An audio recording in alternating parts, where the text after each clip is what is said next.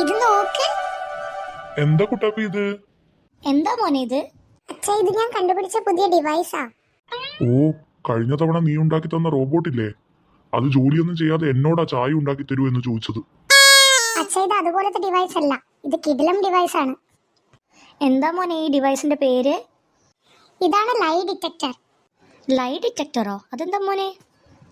അമ്മേ, ഇതില് കള്ളം പറഞ്ഞു കഴിഞ്ഞാൽ ഉടനെ ബീപ്പ് സൗണ്ട് കേൾക്കും. ആഹാ, എന്നാ അത് പരീക്ഷിച്ച് നോക്കണല്ലോ.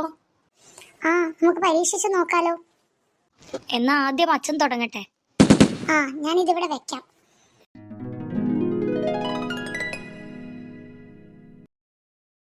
ഞാൻ ഈ മാസം 1 രൂപ പോലും അനാവശ്യമായി ചിലവാക്കിയിട്ടില്ല.